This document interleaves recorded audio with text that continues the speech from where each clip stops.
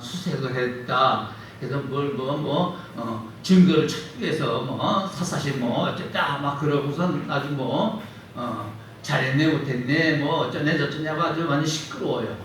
근데 성경에도 보면은 욥의 집에 그 하나님의 허락을 받고 사탄들이 압수수색을 들어갔습니다. 그것도 두 차례씩이나 들어가서 탈탈 털었어요. 그러니까 까닭 없이 욥이 하나님을 경외할 리가 없습니다. 하나님만 욥만 자꾸 칭찬하시는데 욥이 사탄이 욥이 뒷장이 상한 겁니다. 그래가지고선 제가 그 증거를 찾아내겠습니다.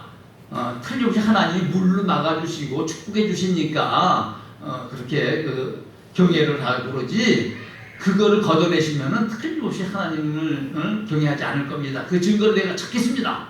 사단이 욥의 집에 압수수색을 가서 탈탈 텁니다. 탈탈 털고 그러고 또 안 나오니까 가죽을 바꾸는 건데 이번에 그의 몸을 치시면은 아마 틀림없이 하나님을 경외하는 그 진실이 그 증거가 나올 겁니다. 그리고 또 해서 2차로다가 또 욥을 탈탈 털어가지고 그가 정말 그 기압장으로다가 건대를 그걸 아주 극한 상황까지 이렇게 몰아가는 모습을 봅니다. 그러니까 하나님이 증거를 엄청 좋아하시는 것 같아요.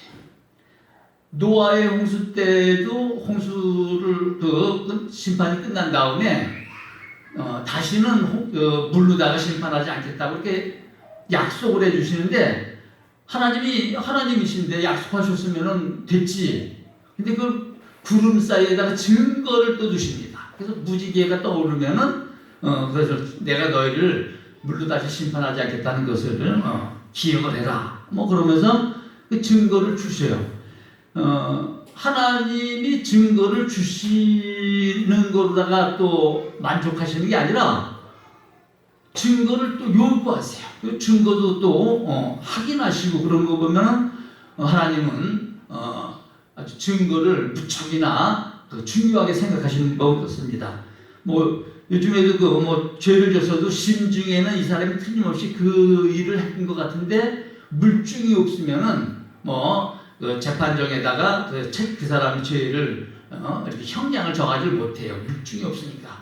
하나님도 심판의 하나님이시니까 그런 물증들을 그래서 저번 시간에도 말씀드리는 것처럼 양과 염소를 나눌 때도 한 것과 안 한 것에 대한 어떤 증거들을 가지고 이렇게 들이대시는 것처럼 그런 모습을 봅니다. 이게 그 증거계라고도 하고 언약궤라고도 하기도 하고 법궤라기도 하는 그렇게 부르는 지성소 안에 있었던 그런 괴짝입니다. 괴짝. 이 괴짝을 왜 증거궤라고 그러냐면은 이 안에는 증거판이 들어있어요. 십계명 그 증거판 돌판 기록 십계명 기록한 돌판이 들어있는데 그 십계명 돌판을 증거판이라 그래서 증거판을 놓다 그래서 이게 증거궤입니다. 근데 무슨 증거 무엇에 대한 증거냐면은 언약에 대한 증거예요. 하나님 우리 중요하게 보는 것 중에 하나가 언약 사상입니다. 여러 언약들이 있지만 한마디로 하나님의 언약을 이렇게 집약하면은 나는 너희의 하나님이 되고 너희는 내 백성이 되자 하고 하는 그 언약이에요.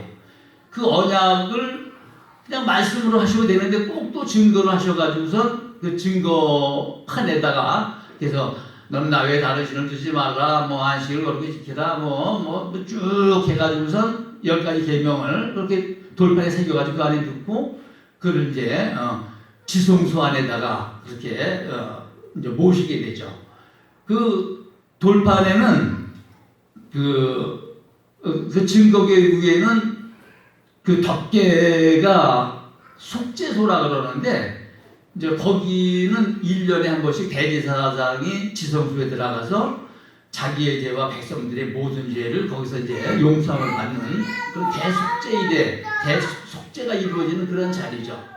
그리고 두 그룹이 서로 금부처 만든 두 그룹이 서로 이렇게 날개를 연하여 있는데 그룹은 그 천사의 일종입니다. 그러니까 뭐 천사 같은 그런 존재를 그 상징하는 의미하는데 그 두 그룹 사이에는 하나님이 임재하셔서 거기서 인간들을 이렇게 만나시고 거기서 또 어떻게 행할 바를 지시하시고 말씀을 계시하시는 그런 자리가 돼요. 그러니까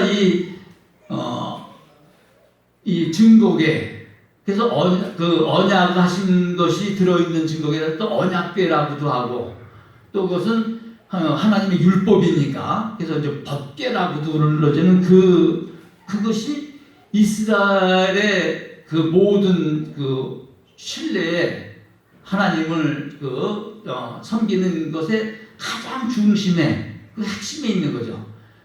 성경에 없는데 그동안 좀 잘못된 그 전설은 아닌데도 잘못된 가르침들이 좀 있었어요. 이게 제가 지성소 안에 들어가는 그 일이 얼마나 엄중한지를 중세 시대 때 하기 위해서 누가 아마 좀 보탠 것 같아요. 성경에는 없는 얘기인데 보탠 것 같아요. 이제 대제사장이 속죄일에 거기 들어갈 때는 방울 달린 옷을 입고 들어가고 뭐 허리에다가 줄을 이렇게 묶고 가지고선 들어가서 방울 달린 소리가 안 들리면은 그 부정한 죄가 있는 정결지 못한 인간은 정결하신 하나님을 뵙게 되면은 바로 죽사를 하니까 방울 소리가 안 들리면 그 대제사장이 죽은 거다. 그러면 그 죽은 시체를 끄집어내는 누가 들어가야 되는데 들어가게 되면은 그 사람도 또 죽으니까 안 되었으니까 이제 밧줄을 이렇게 묶고 이렇게 들어가서 딸랑딸랑 소리가 안 들리면은 죽은 줄을 알고 밧줄을 잡아당겨가지고 그 시체를 꺼내 그랬다. 이게 성경에는 없어요. 그냥 그 중세 때서부터 왜 그랬는지 그걸 너무 좀 강조하려고 만들어낸 얘기 같아요. 어쨌든 간에 그 하나님의 그 임재라고 하는 것은 우리는 요즘에 우리 가운데 임재하시는 하나님의 임재를 우리가 악망하고 갈망하고 또 참 임마누엘의 하나님을 우리가 너무너무 또 좋아하고 우리를 세상 끝날까지 홀로 버려두지 않냐시고 함께 하시는 그 하나님이 너무너무 좋잖아요. 그런데 쭉 따라 올라가 보면은 모세가 시냅산에 이제 하나님의 계명 10계명을 받으러 올라갈 적에 언약의 증거판을 받으러 올라갈 때 아주 하나님이 간곡하게 당부합니다. 백성들이 나를 보려고 산에 올라가지 못하게끔 철저하게 막아라. 나를 보고 살 자가 없다. 그들이 나를 봤을 때 내가 돌격할까 하노라. 그래요. 상당히 좀 지금 우리로서는 하나님 보고 싶어서 그 뜨거운 그 열정 가지고 하나님 한번 뵙겠다 그랬는데 그걸 돌격하고 그걸 죽이신다? 하나님이 너무 하신 것 같지 않습니까? 그러는데 저도 그래서 이제 주일학교 아이들한테 어떻게 설명을 할까 그러다가 보니까 저희 농장에는 22,000볼트짜리 고압전기가 들어와요. 지금 이제 변압기에서 저압으로다가 220볼트, 380볼트로 저압을 시켜서 이렇게 이제 기계를 돌리고 이렇게 사용을 하는데 만약에 22,000볼트에다가 우리가 보통 사용하는 가전제품들이 바로 220볼트짜리들인데 그거를 갖다가 만나게만 하면은 이거는 터지고 타고 사람도 용서가 없죠. 22,000볼트에. 그러니까 그거는 저희 전기는 수전 설비라 그래가지고 한전기 아니에요. 한전에서 전기만 놓아주고 그 변압기서부터 변압기가 터지면은 한전에서 안 갈아줘요. 저희가 갈아야 돼요. 저희 설비가 그 변압기의 주인은 저예요.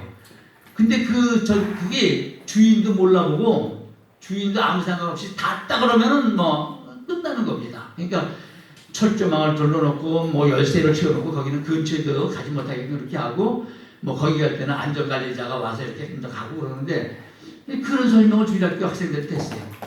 하나님은 크고 두려우신 하나님, 결코 우리가 근접할 수 없는 그런 하나님이시기 때문에 그 하나님을 우리가 직접 뵙는다는 것은 바로 이렇게 죽음을 그 저압전기가 고압전기를 만났을 때 즉각적으로 그냥 뭐 터지고 사망한 것처럼 그런 거다라고 설명을 했었는데 뭐 그렇게밖에는 설명이 안 돼요. 그 크신 하나님을 어쨌든 하나님을 얼마나 사랑했는지 보고 싶어 했는데도 불구하고 하나님을 본 자는 결코 살 수가 없는 그런 하나님이세요. 근데 그런 하나님이 그 임재를 하신다. 우리는 뭐 우리 가운데 임재하신 하나님께서 너무 또 뭐 그 하나님의 임재를 좋아하고 또 갈구하고 그러지 않습니까? 그런데도 불구하고 그 임재를 이렇게 따지고 올라가 보면은 그 하나님의 임재가 우리 가운데 있게 되어진 그것은 어마어마한 은혜고 축복이지 그게 그냥 되어진 일이 절대 아니에요. 그러니까 우리는 넘어진 축복 가운데 사니까 그 축복의 값어치를 너무 싼 값에 매겨가지고 그게 싸구려 값이 아닌데 말도 못하게 뭐 그 값으로 매길 수 없는 귀한 건데 그게 그냥 싸게 쉽게 생각하는 그런 모습인 것 같습니다. 어쨌든 그렇게 해서 그 하나님이 우리 가운데 임재하실 수 있고 그렇게 말씀하실 수 있는 우리의 죄를 용서하실 수 있는 증거가 언약을 맺어주신 그 증거가 증거판이 들어있어서 증거가 됐는데 오늘 본문 말씀해 보니까 그 새 언약을 이스라엘 집과 다시 그 새 언약을 맺으실 하나님이 지금 저기서 예고가 된 거죠. 그래서 첫 언약 때는 그 언약하신 그 증거를 돌판에다가 기록을 했어요. 근데 이 새 언약에서는 돌판에 기록하지 않고 사람의 생각에 두고 사람의 마음판에 기록을 하셔서 그래서 이제 새로운 언약을 다시 새롭게 하시고 그리고 그 언약이 계속 이어져 가는 그러한 것으로 바뀌어지는 모습을 봅니다. 어쨌든 그 새 언약으로 인해서 지금 그 언약궤는 이제 더 이상 그 증거계 언약궤가 괴짝 안에 있는 언약이 효력을 상실을 했고 이제 지금 그 효력이 있는 언약은 새 언약이에요. 새 언약. 신약 뭐 구약할 때 바로 그 언약이기도 한데 그래서 지금 이 새 언약의 효력을 어디서 발생을 하냐면은 생각에 두고 마음에 기록해 주신 새로운 피조물의 이 새 언약은 이제 그 효력을 발생을 해요. 그래서 그 증거판이 들어있어서 증거궤였는데 이제는 그 증거판 언약궤가 우리 안에 들어와서 우리가 누구냐면 우리가 증거인이에요. 그러니까 증거를 가지고 있는 그 사람이 바로 증거인이죠. 옛날에도 그 법궤, 증거궤, 언약궤는 그 엄중했어요. 얼마나 엄중했는지 블레셋이 쳐들어와서 그 궤를 뺏어가서 그 들여다보고 했을 때 뭐 연병이 번지고 그래가지고서 뭐 수많은 뭐 사람들이 죽고 놀래가지고 그걸 뭐 아비나다비가 누구의 집에 갔다 이렇게 막 이제 겁이 나니까 막 뺏어 같은 거를 도로 이제 막 이렇게 내치고 그래서 이제 다윗이 자기가 그 다윗 왕조를 세우고 그 이제 성전을 하고 이제 그 언약궤 증거궤를 다시 모셔오려고 이제 아비나다 집에 보내고 우사하고 뭐 이렇게 수레에다가 이렇게 궤를 모시고 오다가 타작마다 이거 어디에 이랬을 때 그 길이 안 좋았는지 어쨌든 뭐 소가 뛰어가지고선 그 언약궤가 떨어지게 생겼으니까 그걸 떨어지려고 그러니까 당연히 떨어지면 안 되잖아요. 나리도 붙잡아야죠. 뭐 무의식중에 붙잡았을 거예요. 근데 붙잡자마자 우사가 즉사를 합니다. 즉사를 하니까 다윗이 비위가 상해가지고 하나님이 이렇게 모시려고 괴를 모시려고 하는데 그거를 즉사를 시키십니까? 우선 이제 가져오기를 그렇게 하고 누구지? 어떤 생각이?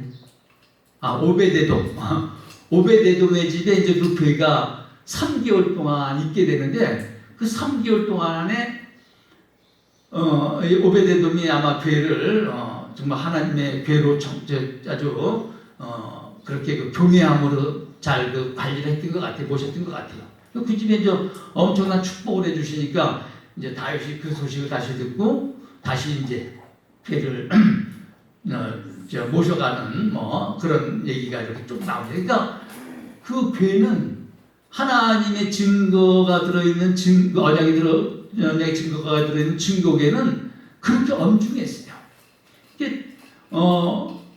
그 청년 사울이 그 교회를 뭐 잔해하고 핍박할 때도 보면은 아주 강한 빛 가운데 나타나가지고 그를 넘어뜨리면서 나는 내가 핍박하는 예수라 그러면서 즉 교회를 하나님의 백성들을 건드리고 핍박하는 것이 바로 주님 자신을 건드리고 핍박하는 것과 같은 거로 해가지고 그 바울을 청년 사울을 제압하셨던 것처럼 지금도 교회는 하나님의 교회는 또 하나님의 자녀들 백성들인 우리 믿는 이들은 그 하나님이 사실은 털끝도 하나 껍질 어떻게 못하게끔 지키는 가운데 계시고 있는 걸 믿으시기 바랍니다. 그래서 이렇게 괴가 아주 엄중한 그런 괴였는데 그 괴가 이제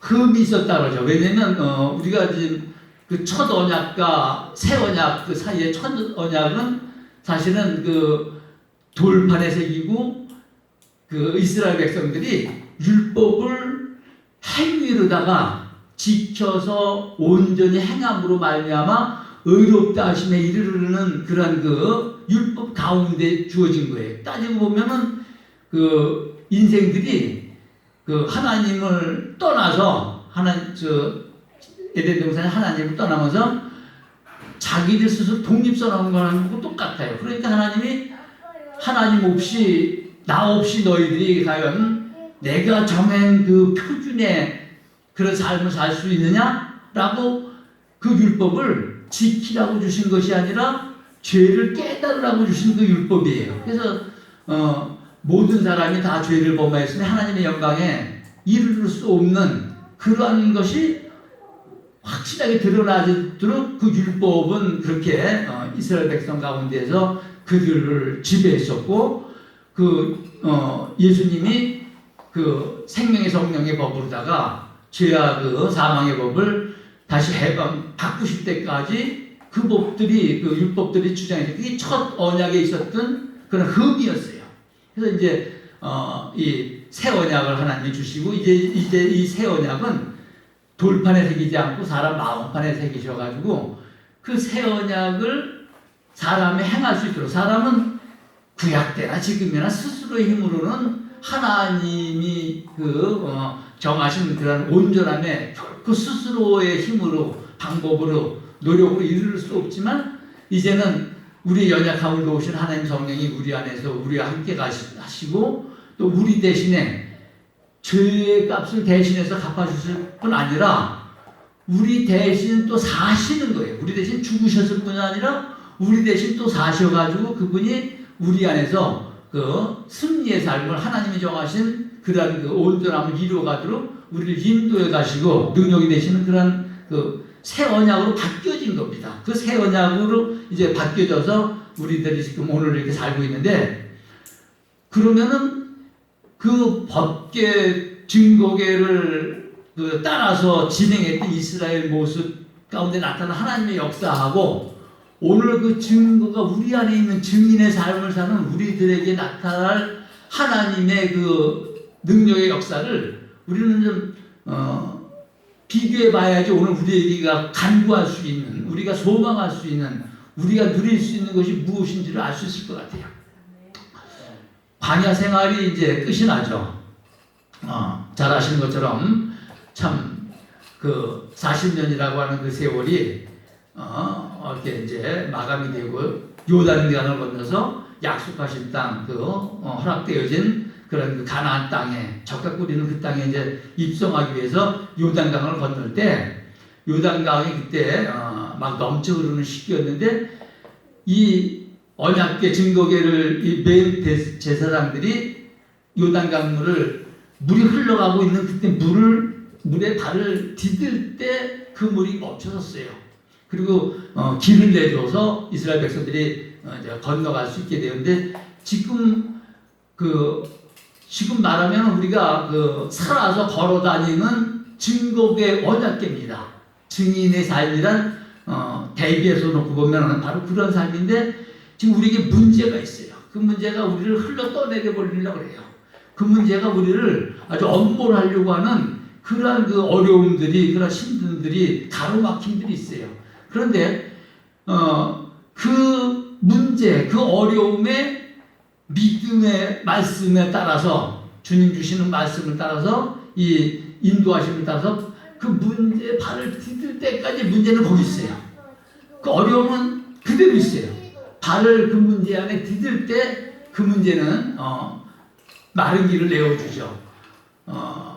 뭐 큰 간증은 아닌데 제가 사업을 하다가 망했어요. 아주 복상 망해가지고서 이제 아주 빈털털이 거지가 됐는데 그래서 이제 운영을 해야 되는데 운영할 수 있는 그런 그 여력이 없어가지고 그 어떤 투자하는 것 계약을 이제 하게 됐는데 근데 아무리 봐도 이거 인감도장을 찍으면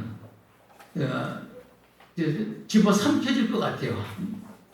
통째로다가 그냥 받쳐질 것 같아요. 그래가서 제가 참 계약하러 가다가 말고 참 길에 서가지고 차에서 참 기도하는 가운데 그때 그 마음에 참 그 그림이 하나 들어오는데 모세가 그 태어나실 적에 그때 그 이스라엘의 그 너무 그 백성들이 아주 힘이 왕성해가지고 막 인구가 늘어나니까 그 이스라엘 아이들 사대 아이들 태어나면은 몽땅 죽이고 여자 아이들은 살려놓고 이제 그러한 때 아닙니까? 근데 그때 그 모세가 그 나일강에 이렇게 띄어지고 그 바로의 딸 그 공주의 이제 한테 길려지게끔 하는 그러한 그림이 보여주면서 지금 내가 인감도장을 찍는데 이게 바로 나를 집어삼키려고 하는 그 바로 투자자의 그 입으로 들어가는 것 같지만 사실은 거기서 그 양육을 받아요. 모세가 거기서 양육을 받고 어떤 그 성장을 해요.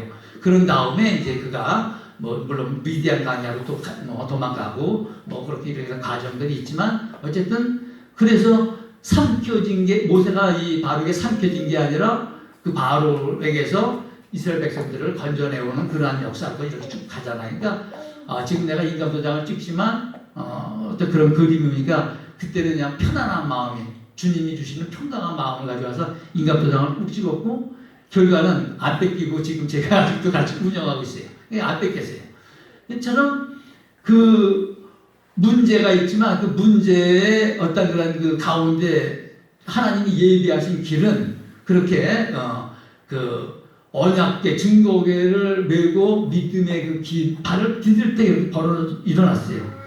두 번째로 보면 여리고성을 또 함락시킬 때도 보면은 그 언약궤를 맨 제사장들이 쓰고 그 앞에 또 일곱 나팔 뿔나팔을 든 제사장들이 쓰고 이렇게 하지만 어쨌든 이렇게 여리고성을 7번 돌고 7바퀴 돌고 간성을 지를 때 이거 무너지잖아요. 그러니까 그런 그 큰 산이 우리 앞에 가로막고 있다고 할지라도 그거는 바로 이 언약궤를 중심으로 언약궤. 그러니까 지금의 우리로 따지면은 새 언약 가운데 때문에 우리가 믿음의 길을 가는 가운데 마주치어지는 맞닥뜨려지는 그런 것들이에요. 그런 것들 가운데 바로 이렇게 강을 건너고 또 여리고성을 함락시키고 그래서 큰 산아 내가 무엇이냐 내가 스룹바벨 앞에서 평지하니라 라고 하는 것처럼 그런 역사들은 바로 이 언약궤를 그 중심으로다가 증거궤를 중심으로 일어나는 것을 우리가 볼 수가 있습니다. 두 번째 말씀 좀 한번 띄워주실래요?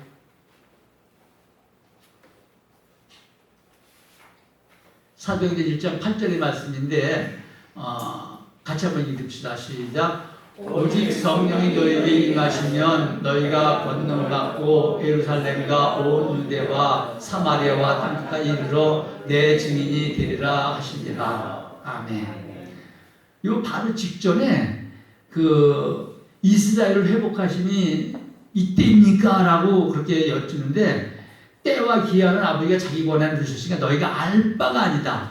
그러니 오직 성령이 너에게 임하시면 저 말씀이 이렇게 쭉 해서 이어지는 겁니다. 저기서 증인이 되리라 그랬어요. 증인이 되어라 그랬으면은 우리는 엄청 부담을 느낄 거예요. 그리고선 우리는 뭐 못합니다 하고 막 포기하고 도망가고 그 요나가 막 도망가듯이 도망가고 난리가 날 거예요. 근데 저 말씀에서 보면 되리라 하고 수동형을 썼어요. 그것은 우리로 하여금 저 세 언약 가운데에서 우리를 증거궤로 삼으신 그 하나님의 역사는, 하나님의 열심은 우리를 기필고 그런 하나님의 생명의 그 열매를 맺고 하나님의 어떤 그 능력이 우리를 통해서 우리는 그 통로잖아요. 하나님의 통로니까 우리를 통해서 그 역사들이 이루어지는 그런 가운데 그것이 바로 어떤 증거가 되어서, 그래서 증거가 있는 사람이 증인이죠. 법원에 가면은 그 증인선서라는 걸 해요. 이렇게 판사 앞에서 청문회 같은 데라도 마찬가지로 여기 손을 들고 양심에 따라서 보태거나 빼임이 없이 거짓이 없이 말할 것을 말하고 어떤 거짓일 경우에는 위증의 벌을 받겠습니다. 그리고 선서를 하고 이렇게 했는데, 그렇게 선서하는 건 증인이 선서한 거예요. 근데 저기서 저 증인도 그와 마찬가지로 그 증인은 뭔가 본 것이 있는 사람이에요. 뭔가 들은 게 있는 사람이에요. 뭔가 경험한 게 있는 사람이에요. 체험한 게 있는 사람이에요. 그래서 권능이 임하심으로 인해서 우리가 하나님의 나라를 보고 하나님의 나라를 듣고 하나님의 나라를 체험하고 하나님의 생명 가운데 있게 되어졌을 때 그 증인으로서 우리는 이제 서지게 되고, 그래서 하나님의 새 언약 가운데서 이제 더 이상 증거계가 아니라 증인들이 하나님의 그 언약을 이루어 나가는 그런 과정이 있음을 우리는 믿어야 할 것입니다. 기도하시겠습니다. 사랑의 하나님, 은혜를 감사드립니다. 이렇게 저희들 하나님의 언약 가운데 저희들을 선택하여 주셔서 저희들 백성 삼아 주신 것 참으로 감사드립니다. 하나님의 임재가 어떤 임재입니까? 임마누엘이 하나님이시 어떤 하나님이십니까? 감히 꿈도 꾸고 상상도 할 수 없는 그 일을 우리 가운데 은혜로 이루신 하나님 참으로 감사드립니다. 이 일이 귀한 줄을 알고 이 일이 정말 은혜 중에 은혜인 줄 알아서 그 은혜를 깨달아서 은혜 가운데 충만한 가운데 살아가기에 부족함이 없는 저희 모두를 삼아 주시옵소서. 아멘. 고영